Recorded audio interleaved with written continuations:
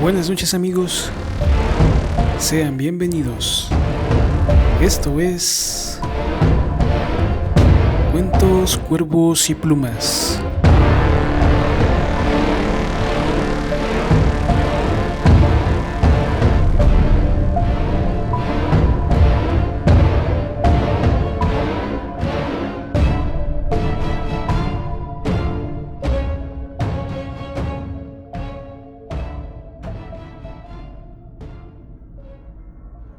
Buenas noches, les mando un cordial saludo a todos ustedes. Bueno, pues comentándoles, no pude subir un cuento este fin de semana, estaba un poco ataviado con varias actividades. Pero pues bueno, ahora que ya nos desocupamos un poco más, espero les guste este cuento que voy a leerles. Es de Edgar Allan Poe. Está dedicado a mi amigo Gibran, que me solicitó que leyéramos algo de él. Así que sin más preámbulos, vamos al cuento.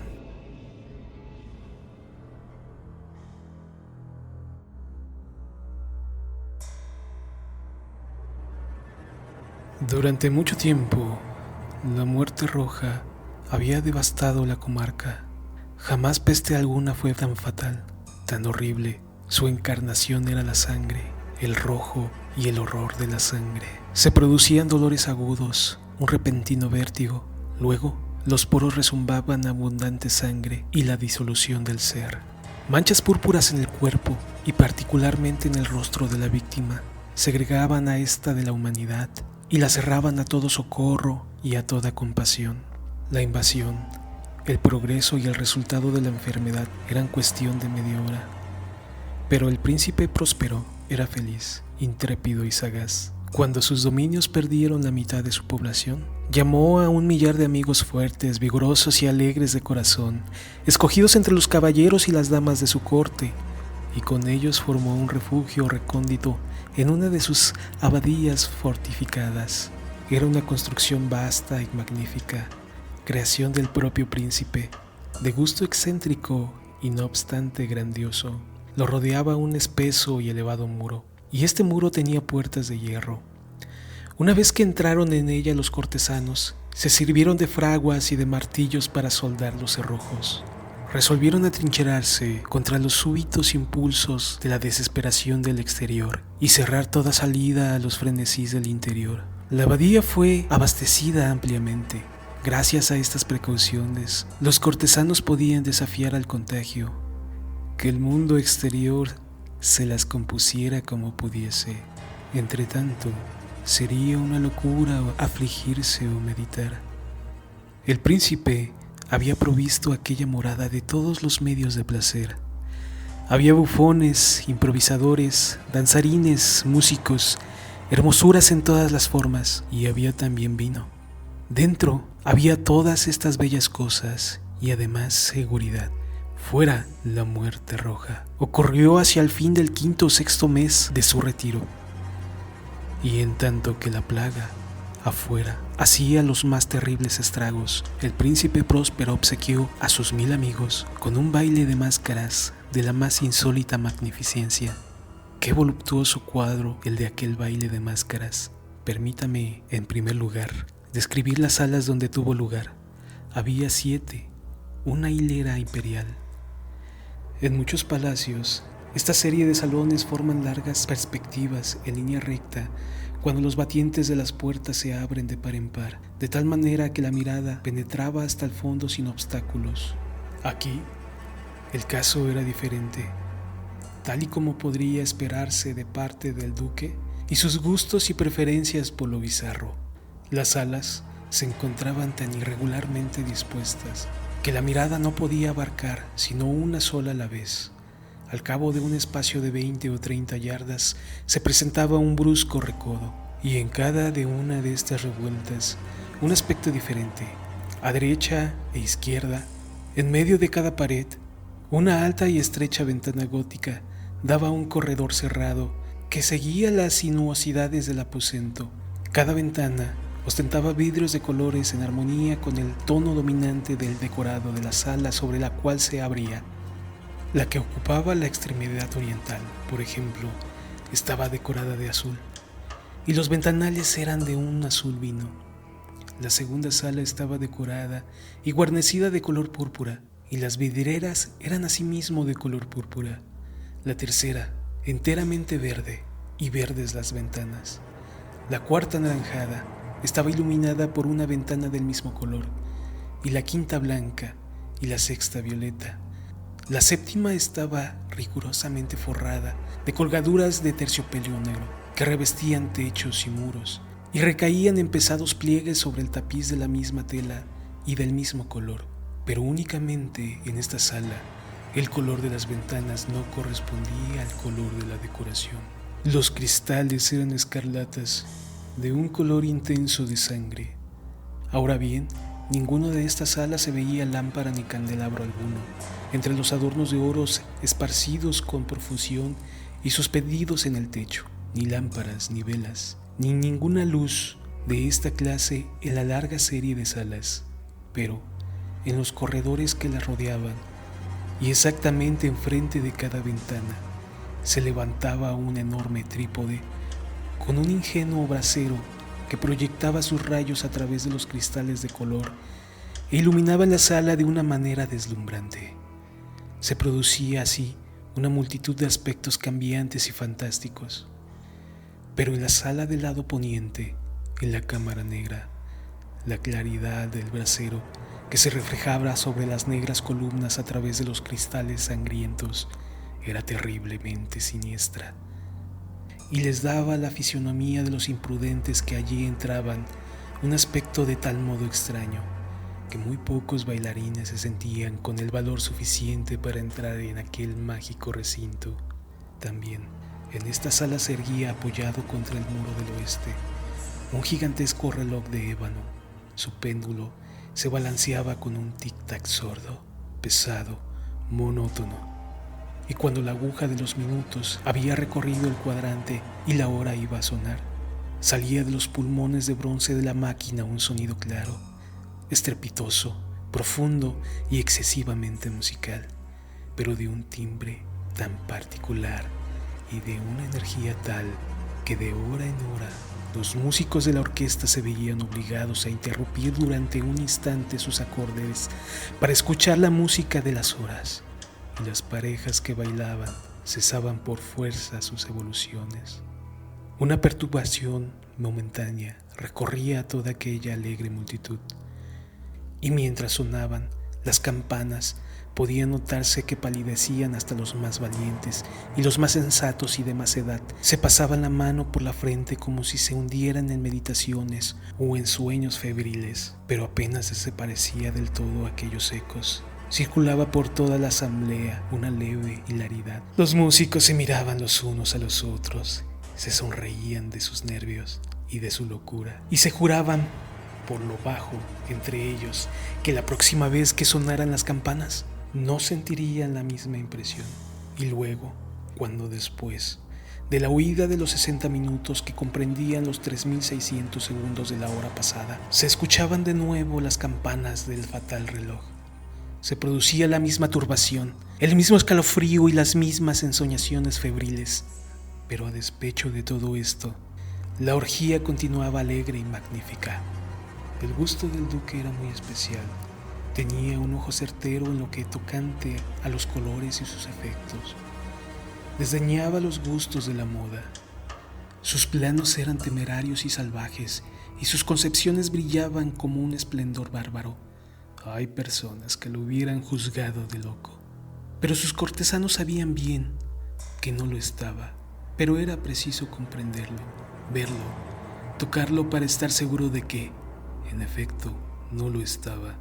Con ocasión de esta gran fiesta, se había ocupado personalmente la decoración y del mobiliario de las 7 salas, y fue su gusto personal el que dirigió el estilo de los disfraces. No cabía duda de que eran concepciones grotescas. Era deslumbrador, brillante, había cosas chocantes, fantásticas, mucho de lo que después se había visto en Germani. Había figuras verdaderamente arabescas, con siluetas y ropajes incongruentes, fantasías monstruosas como la locura. Había mucho de bello, de licencioso, de extraño, algo de terrible y no poco de lo que podría producir repugnancia. En resumen, era como una multitud de sueños que se pavoneaban de un lado a otro por las salas, y estos sueños se consideraban en todo sentido. Tomando el color de las salas, se hubiese dicho que las extrañas músicas de la orquesta eran el eco de sus propios pasos, y de tiempo en tiempo se oye el reloj de ébano de la sala de terciopelo, y entonces, durante un momento, todo se detiene, todo enmudece, excepto la voz del reloj. Los sueños se quedaban helados, paralizados en su postura, mas los ecos de la sonería se desvanecían. No duraron sino un momento, y apenas huyen, una hilarada leve y mal contenida circulaba por donde quiera, y la música suena de nuevo. Se revivían los sueños. Aquí y allá los danzarines se retorcían, más alegres que nunca, reflejando el color de las ventanas a través de los cuales fluyen los rayos de los trípodes. Pero ninguna cara se atreve ahora a aventurarse en aquella sala que queda allá, al oeste, porque la noche ha avanzado y una luz más roja fluye a través de los cristales de color de sangre, y la negrura de las colgaduras fúnebres es aterradora. Y para aquel que ponga el pie sobre la negra alfombra, brota del reloj de ébano un resonar más pesado, más solemnemente enérgico que el que llega a los oídos de las máscaras que se dividen en las salas más apartadas. Pero en estas otras salas había una densa multitud, y el corazón de la vida latía allí febrilmente, y la fiesta continuaba siempre su torbellino, cuando al cabo sonaron los teñidos de medianoche en el reloj. Entonces, como ya se dijo, cayó la música y se detuvieron las evoluciones de los que bailaban. Se produjo donde quiera, como antes, una ansiosa inmovilidad. Pero el tañido del reloj debía ahora componerse de 12 campanadas. Por eso fue tal que, teniendo más tiempo, se insinuó una mayor cantidad de pensamientos en la meditación de los pensativos que se hallaban entre los que se divertían.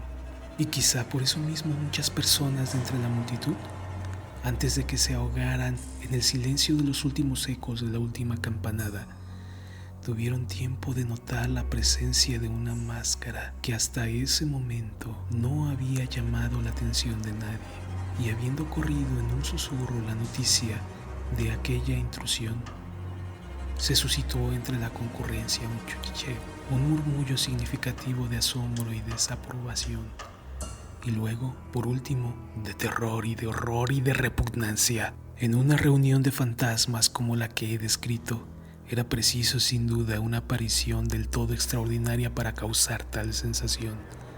La licencia carnavalesca de aquella noche era, en la verdad, casi ilimitada, pero el personaje que en cuestión había sobrepasado la extravagancia de los Herodes y franqueado los límites muy amplios, no obstante del decoro impuesto por el príncipe. Hay en los corazones más temerarios cuerdas que no se dejan tocar sin emoción, incluso entre los depravados, entre aquellos para quienes la vida y la muerte son igualmente un juego. Hay cosas con las que no se puede jugar. Toda la concurrencia precisó entonces sentirse profundamente el mal gusto y la inconveniencia de conducta y de vestido de aquel extraño. El personaje era alto y delgado y estaba envuelto en un sudario de la cabeza a los pies. La máscara que ocultaba su rostro representaba también el semblante de un cadáver rígido, que el análisis más minucioso difícilmente hubiera descubierto el artificio. No obstante, todos aquellos locos alegres hubieran podido soportar, si no aprobar, aquella burda broma, pero la máscara había llegado hasta adoptar el tipo de la muerte roja. Sus vestiduras estaban manchadas de sangre y su amplia frente, lo mismo que los rasgos de su rostro, estaban salpicados del horror escarlata. Cuando los ojos del príncipe Próspero cayeron sobre esta figura espectral, la que con movimiento lento, solemne, enfáticos, como para mejorar representar su papel, se paseaba por aquí y Por allá, entre los que bailaban, al príncipe se le vio, en primer lugar, conmoverse por un violento estremecimiento de terror y de asco, pero un segundo después, su frente enrojeció de ira. ¿Quién se atreve?, preguntó con voz ronca a los cortesanos que hallaban junto a él. ¿Quién se atreve a insultarnos con esa ironía blasfema? Apoderaos de él y desenmascaradlo, que sepamos a quién hemos de ahorcar en nuestras almenas al salir el sol. Era en la sala del este, o sala azul, donde se encontraba el príncipe Próspero cuando, pronunciando estas palabras, resonaron fuertes y claramente a través de los 7 salones, porque el príncipe era un hombre impetuoso y robusto, y la música había enmudecido a una señal de su mano. Era la sala azul donde estaba el príncipe, con un grupo de pálidos cortesanos a sus lados. Primero, mientras él hablaba, hubo entre el grupo un leve movimiento de avance en la dirección del intruso, quien durante un momento estuvo así, casi al alcance de sus manos, y que ahora, con paso deliberado y majestuoso, se acercaba más y más al príncipe. Pero por cierto terror indefinible que la audacia insensata de la máscara había inspirado a todos allí reunidos, no hubo nadie que pusiera la mano en ella, aun cuando, sin encontrar ningún obstáculo, pasó a 2 pasos de la persona del príncipe, y en tanto que la inmensa asamblea, como si obedeciera a un solo movimiento, retrocedía del centro de la sala a las paredes, la máscara continuó su camino sin interrupciones, con aquel mismo paso solemne y mesurado que la había singularizado desde el principio. De la sala azul a la sala púrpura, de la sala púrpura a la sala verde, de la verde a la naranja, de esta a la blanca y de la blanca a la violeta, antes de que nadie hiciera un movimiento decisivo para detenerla.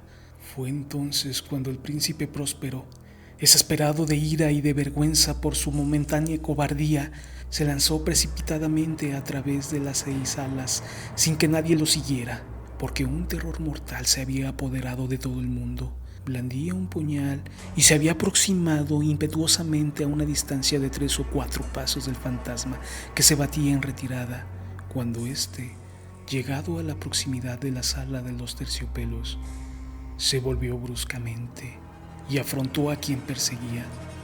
Sonó un grito agudo y el puñal se deslizó relampagueantemente sobre la alfombra fúnebre, donde el príncipe cayó muerto un segundo después. Entonces, invocado el frenético valor de la desesperación, una multitud de máscaras se precipitó a la vez en la sala negra y, haciendo al desconocido que se mantenía como una gran estatua, rígido o inmóvil a la sombra del reloj de ébano, se sintieron sofocados por un terror sin nombre, al ver que no había ninguna forma palpable bajo el sudario y la máscara. Todos reconocieron entonces la presencia de la muerte roja. Había venido como un ladrón en la noche, y todos los convividos cayeron, uno a uno, en la sala de orgía manchadas de sangre, y cada uno murió en la postura desesperada de sus caídas. Y la vida del reloj de ébano desapareció con la del último de aquellos alegres seres, y las llamas de los trípodes se extinguieron, y las tinieblas y la ruina y la muerte roja tuvieron sobre aquello ilimitado dominio.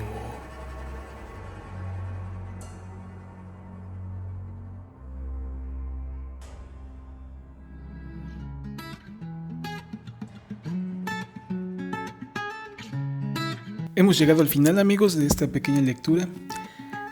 Quiero mandar un saludo especial para mi amigo Luis Enrique, que me ha hecho compañía en estos últimos días. Ha estado conmigo apoyándome en el trabajo y pues me siento muy agradecido con él.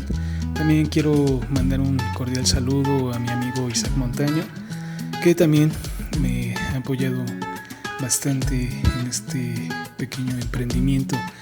Y pues un cordial saludo también para mi amigo Quito, que pues somos amigos desde la infancia y pues al cual aprecio mucho. Pues sin más por el momento, no queda otra más que despedirme y recuerden, sean felices.